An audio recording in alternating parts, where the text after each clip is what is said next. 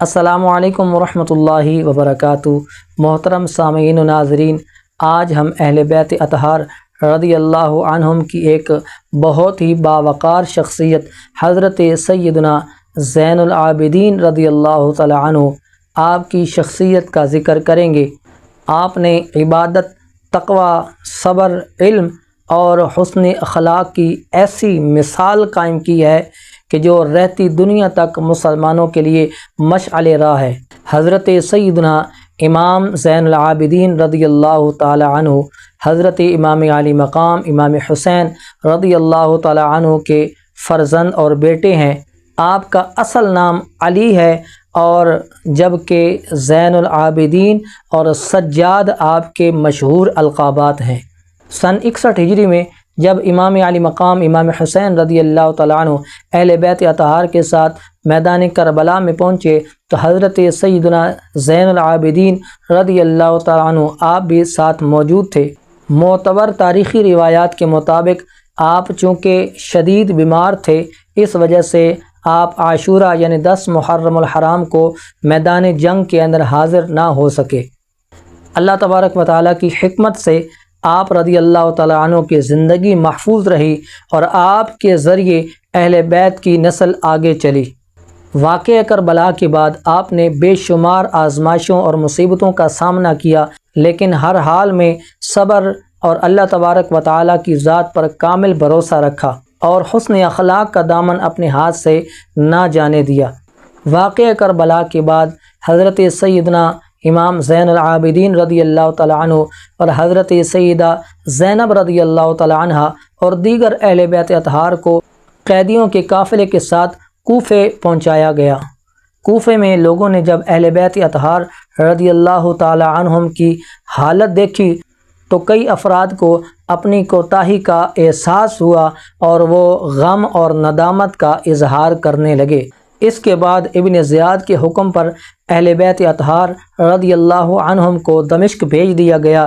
اس سفر میں اہل بیت اطہار رضی اللہ عنہم نے بڑی تکالیف اٹھائیں اور اس کے باوجود صبر اور استقامت کا مظاہرہ کیا۔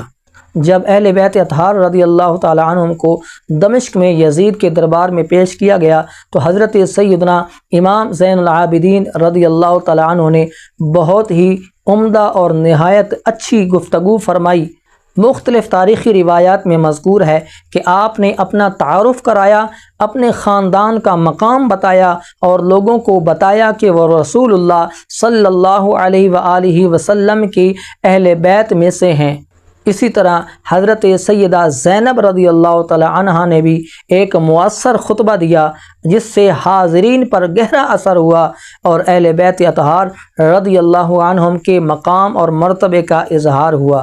بعض تاریخی روایات کے مطابق ان خطبات کے بعد دمشق کے بہت سارے لوگوں کو واقعہ کربلا کی حقیقت کا اندازہ ہوا اور انہوں نے اہل بیت اطہار رضی اللہ عنہم کے ساتھ ہمدردی کا اظہار کیا۔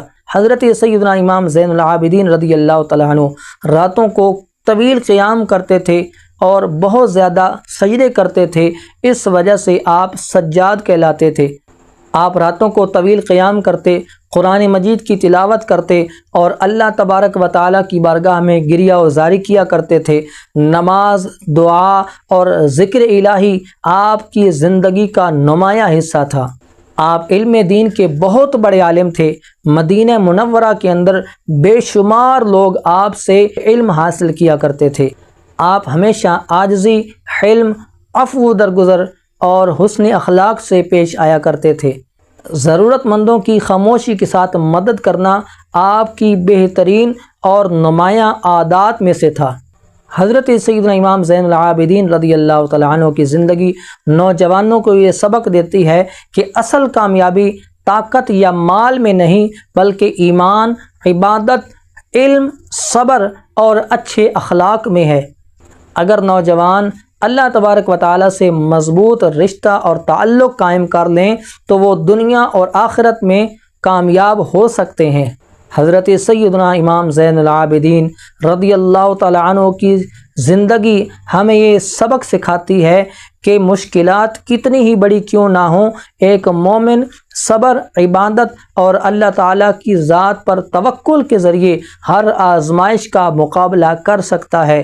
اللہ تبارک و تعالیٰ کی بارگاہ میں دعا ہے کہ اللہ تبارک و تعالیٰ ہمیں اہل بیت اطہار سے محبت کرنے، ان کے نقش قدم پر چلنے اور ہمیشہ حق کا ساتھ دینے کی توفیق عطا فرمائے۔ اگر ہماری ویڈیو اچھی لگی ہو تو ویڈیو کو لائک اور شیئر کریں۔ اگر ہمارے چینل پر نئے ہیں تو ہمارے چینل کو ضرور سبسکرائب کریں، بیل آئیکن کو پریس کریں تاکہ ہر نئی آنے والی ویڈیو بآسانی آپ تک پہنچتی رہے۔